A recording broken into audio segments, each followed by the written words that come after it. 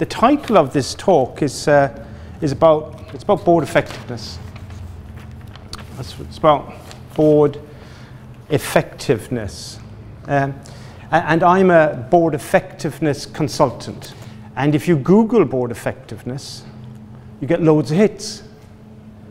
But over the last 15 years, in which I've facilitated main boards, operating boards, executive committees, function teams that act as boards, not one director or team member in private or in plenary session came up to me and said, my number one priority is board effectiveness.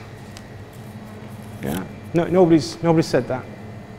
It's not something that makes people jump out of bed in the morning, clearly, right?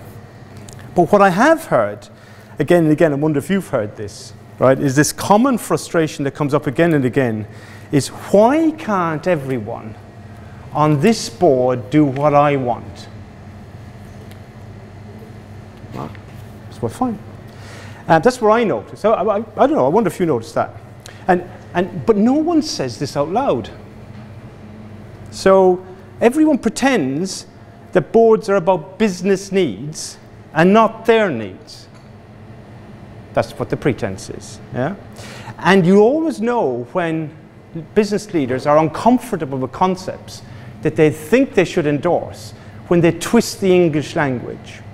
Yeah? So they'll say things like, they'll make adjectives into nouns, like, how can we as directors become more effective? They'll turn that into board effectiveness. It's kind of over there, a thing to be studied. Yeah? They'll say things like, truths can speak to power. When what they actually mean is, it's okay for you to challenge us. Yeah? And so there's a kind of a denial of reality, isn't there? That many, if not most boards, are crucibles of frustration, hotbeds of conflict. And what could be achieved on these boards isn't achieved, ever. Yeah? So, but what if your board acknowledged this reality? And I can hear you saying, never. Right? What if your board acknowledged this reality, said the unsayable, and acted accordingly? What if there was a process to do this safely? But if you look at the cost of all of this kind of systemic duplicity, yeah? Everybody around the board table pretending it's about the business. Now, I'm not saying that some people believe that they're thinking about the business. Some people might be affronted by this. I do care about my business. I really do. I love it. Right? But very often, they may be unconsciously thinking about themselves and not thinking about others. Right? So, but there are clues to this. When you hear people talk about the business, interesting phraseology, as if it were in another room. So I've worked with boards and I sit in the room with them, particularly the operating boards, and then they talk about the business as if it's out there somewhere. But I say, you're the business. You're it. Yeah. Uncomfortable, that. So the cost of this systemic duplicity is huge, because we know that although directors talk about acting in the interest of the business, when they leave the room, consciously or unconsciously, and often consciously, they act in their own interests at so many different levels. Yeah? But since these personal needs are rarely expressed or acknowledged, that means all the energy of the board that could be focused on a shared purpose just isn't. So all that energy that could be shared isn't. Again, I can hear you think, well, there's obvious political reasons why that is. But that doesn't gainsay the fact that the energy is not shared and could be.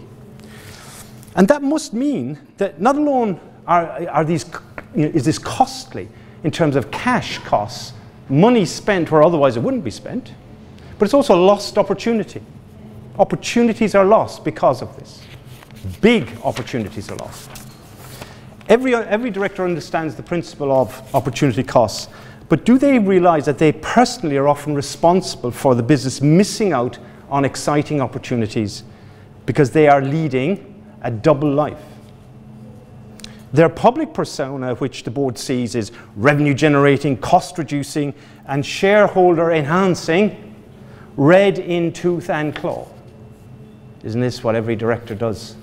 Is stand up, costs, revenue, shareholder value, right? But what the board does not see is the hidden reality of what the director feels personally and deeply, right, and desperately wants to do if they could, if they had permission to do so.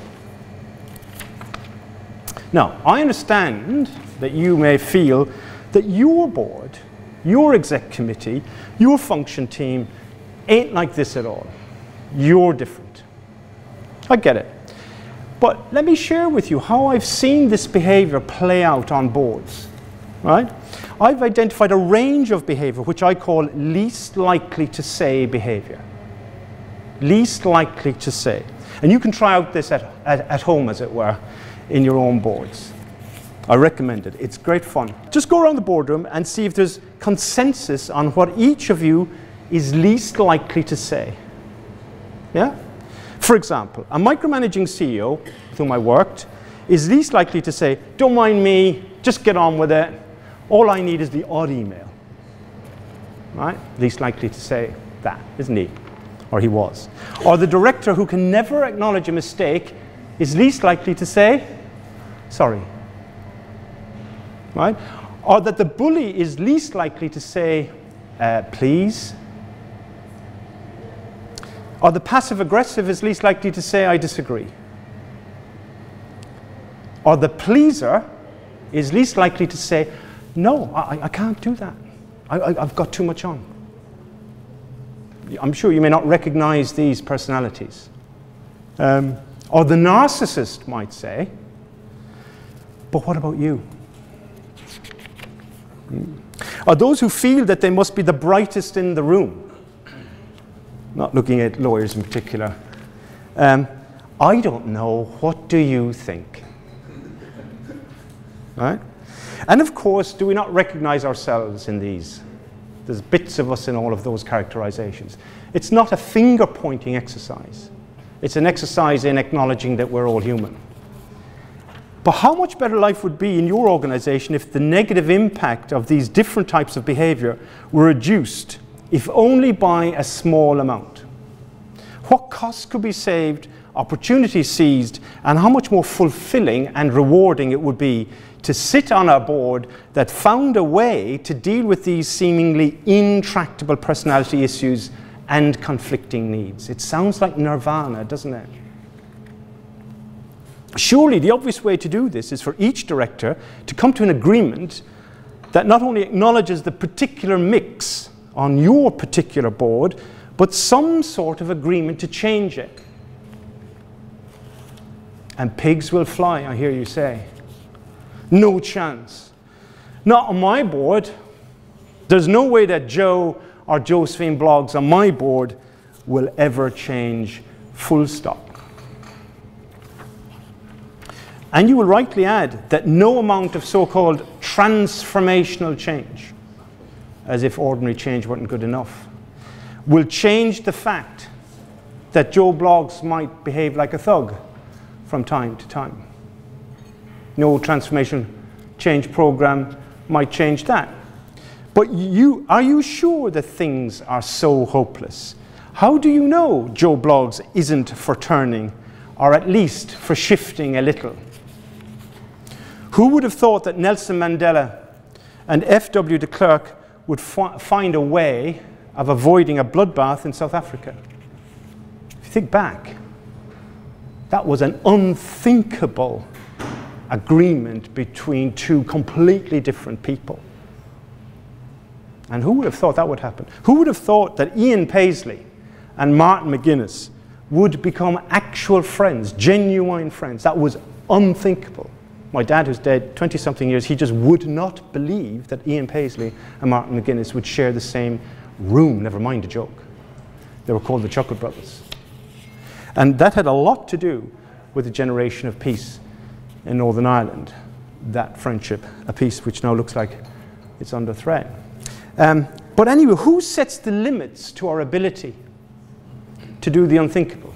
Who says this isn't going to happen? Who says your boss isn't going to change?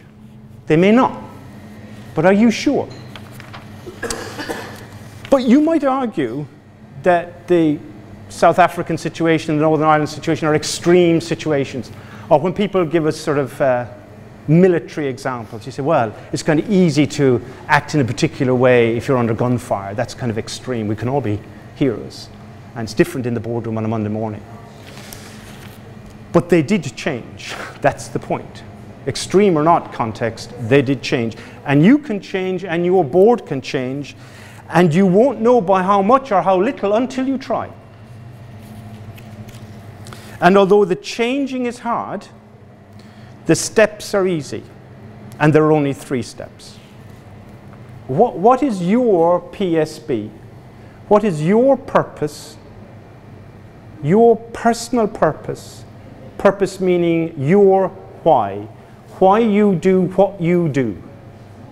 Your strategy to achieve your personal purpose. And your behavior plan to implement the strategy to achieve the purpose. That's your PSB.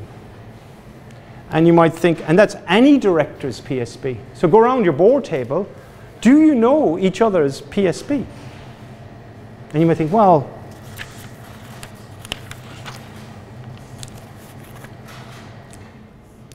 why would they share that? Why would they share something so intimate?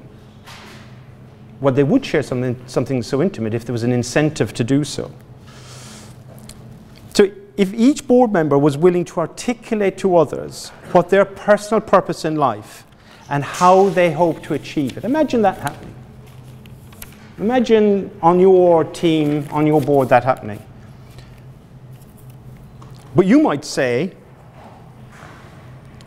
they may not know themselves. You may not know yourself. You may be shaky on this yourself. I may be shaky on this. This is existential stuff, isn't it?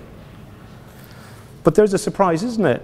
You mean that there are directors around the board table who may not know precisely why they do what they do, or how or where they're going, or the meaning of their lives. You mean that there might in fact be some directors who might know that? Well, we're all part of the same human race. Just because you're on a board of directors doesn't mean that you've got some magic potion that allows you to hop, skip, and jump to personal and other understanding. So, what is my purpose? Why am I here on this board? What do I want to achieve? How am I going to achieve it? What help do I need from you and others? Right? Why am I here? And step 2 then is not the business outside the door. It's our purpose, strategy, and behavior. What is our purpose, strategy, and behavior, i.e. the business? Yeah. But when I challenge an organization to identify their purpose other than making money, which goes without saying, they struggle. They really struggle.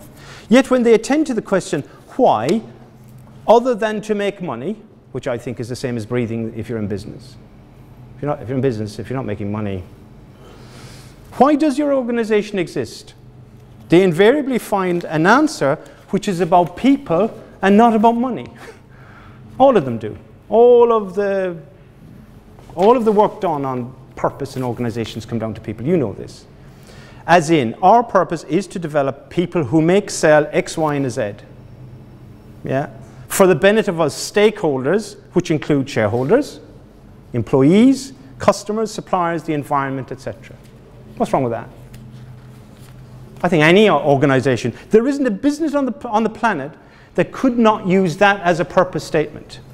Ultimately, all organizations could be and should be and actually are about helping to make people thrive. And this is a really ironic point, is if they did, they'd make more money. Because if you create an environment in which the people who work around your board table or for your business thrive, if you help them thrive, well then, just sit back, the money's going to roll in.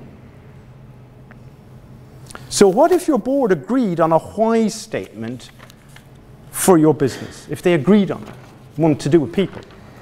The so what is that the purpose of your business is wholly interdependent with the personal purposes of the directors who direct it. So just let me be clear about this, crystal clear. Your business does not exist except at law, as the lawyers like to say. So your business doesn't exist. Great example of this was the BBC during the Savile case. It's really interesting. If you look at the judgment on the Savile case, there's some very interesting legal discussion on who knew what. And then when we're talking about who, about, well, what's the corporate body knew, didn't know, but actually we all know, everybody knew in the BBC, as we now know from people who were there, that individuals knew. Don't give us any rubbish about the BBC being able to talk. BBC can't talk. They can't. Individuals can talk. So when you hear an organization say, customer service is in our DNA, beg them please to remove it, because your organization has no DNA. It really doesn't. It's kind of silly, really, when you think about it. It doesn't have a DNA. You have a DNA. But the organization doesn't exist. And you might think, well, is that pedantic? Well, it really matters. Language actually matters. So there are 7 billion people on the planet. Yeah. And each one is unique. So each director is a unique individual on a board, and we treat them as if they're not. So let's say there's 8 people on an operating board. Yeah? 8 individuals. You change out even one of those, like especially if it's a CEO or a CFO or a chair, you know this, the entire dynamic of that group changes. So don't tell me that there are generic solutions for boards. There are individual, unique solutions for people. You know it, you've seen it, you've done it. There's no generic solution to making your board more effective. There is only a unique solution to improving the performance of your board, that is to address the unique combination of the least likely to say behavior on your board. And the only way to do that is if everyone shares their PSB, no matter how shaky it is. And if everyone agreed on that for the business, that is our PSB, and if everyone agrees to change their least likely to say behavior, that's it. You would say, well, that sounds simple, but it's awesomely hard to do, because it means individuals allowing themselves to be vulnerable. And how often do you see people allowing themselves to be vulnerable on boards? But if directors saw that there was an advantage, actually, in demonstrating their vulnerability, showing their vulnerability, they might do so. Brené Brown, in one of the top 10 TED Talks, really encourage you to see this and read her book, Daring Greatly. It was given to me by a lawyer, by the way, because lawyers really like empirically proven stuff. And she really works through the logic of what seems counterintuitive. It seems counterintuitive to let yourself bare in front of your peers on a board. What if they take advantage of you? That's the classic reaction. And what might you might reasonably ask would incentivize an obsessive micromanager to change? What might, just taking one of the examples earlier, the answer is they would, and they do, because I've witnessed it, if they feel they could make small changes over time, and if the benefit of doing so outweighed the effort of small change. I've worked with a CEO, and his least likely to say was micromanaging. I went around the boardroom and they all laughed and they said, least likely to say, you know, send me the odd email, that's all I need, right?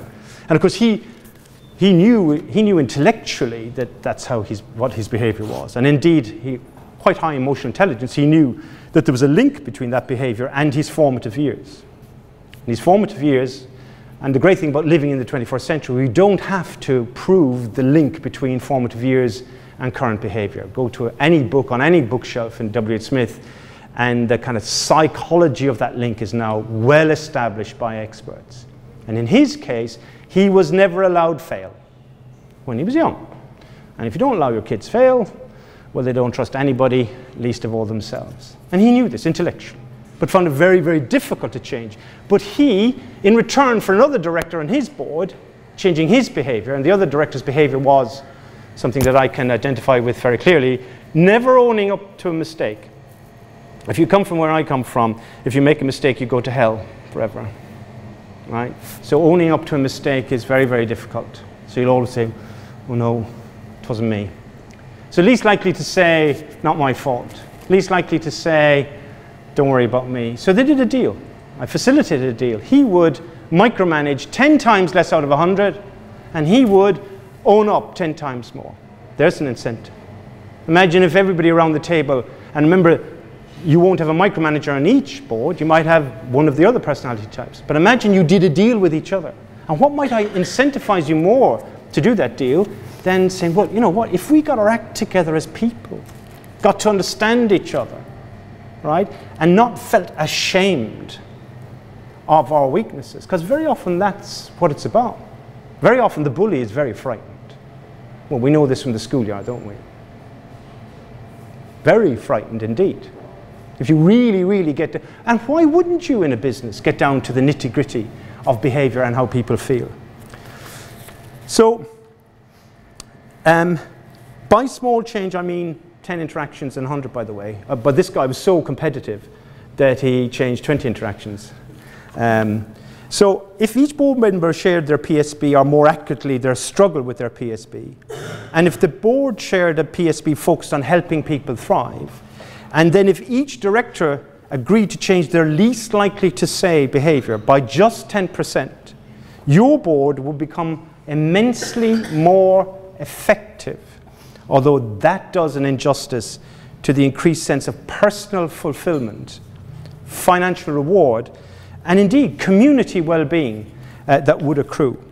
And why would changing least likely to say behavior by only 10% deliver in aggregate such big changes? The answer is that it's the same 10% that people leave at reception. People leave a minimum of 10% of themselves at reception. If you pay somebody £100 and they're leaving 10% of themselves at reception, well then you're already losing a tenner before they even go up the stairs. And why do they leave 10% of themselves minimum at reception? Because they don't believe that you're going to accommodate the whole person in your organization.